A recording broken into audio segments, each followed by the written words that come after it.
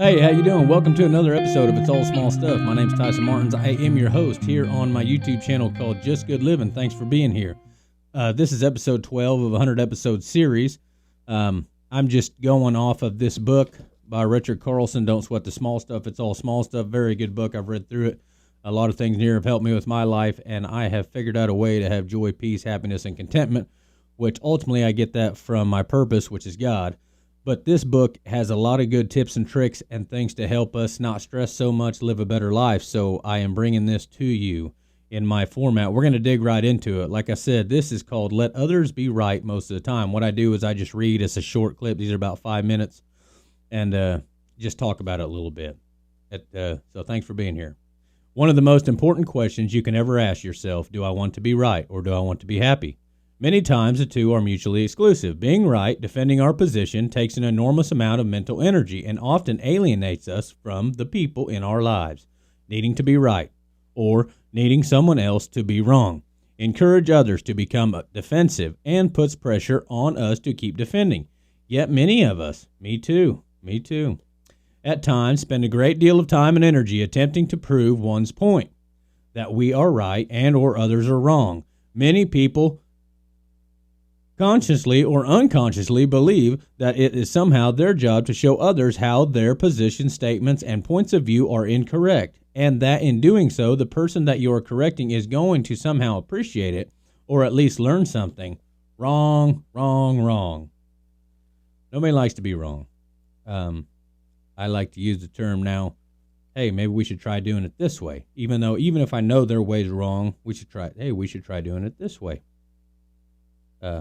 Usually works out a little better than saying you're wrong. Think about it. Have you ever been corrected by someone and said to the person who was trying to be right, thank you? Don't think so. So much for showing me that I'm wrong and you're right. Now I see it. Boy, you're great. Or has anyone, boy, you're great. Thank you for telling me I was wrong. Or has anyone you know ever thanked you or even agreed with you? Then corrected them or made yourself right at the expense? Of course not. The truth is, all of us hate to be corrected. We all want our position to be respected and understood by others. Being listened to and heard is one of the greatest desires of human heart. And those who learn to listen are the most loved and respected. Those who are in the habit of correcting others are often resented and avoided. Boy, I would say so.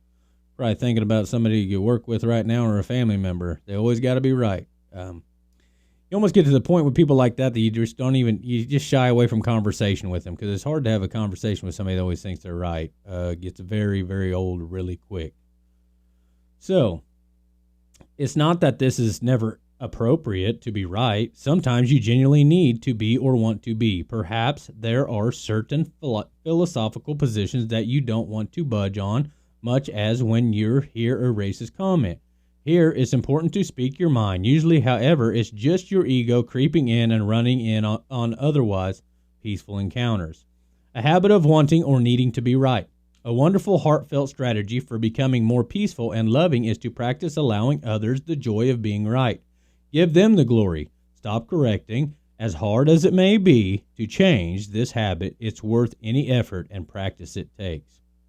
When someone says, I really feel this is important, rather than jumping in and saying, no, it's more important to, and hundreds of other forms of controversial editing, simply let it go and allow their statement to stand.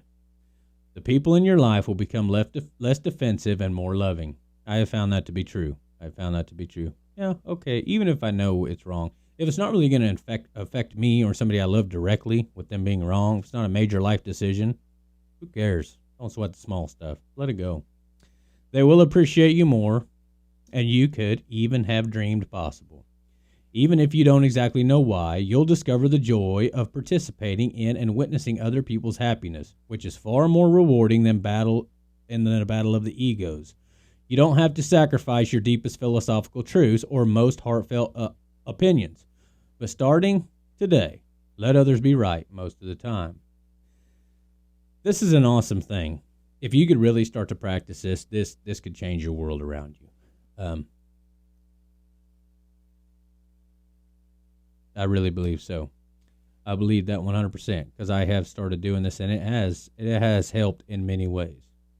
Hey, thanks for being here. This is episode 12. We are going to have number 13, Becoming More Patient. Boy, this will be a good one. Looking forward to episode 13. Thanks for being here. Please like, subscribe. Go check out my podcast. I think we just got through episode 7. Thank you all very much, and have a blessed day. And remember, lose your ego and love reciprocate.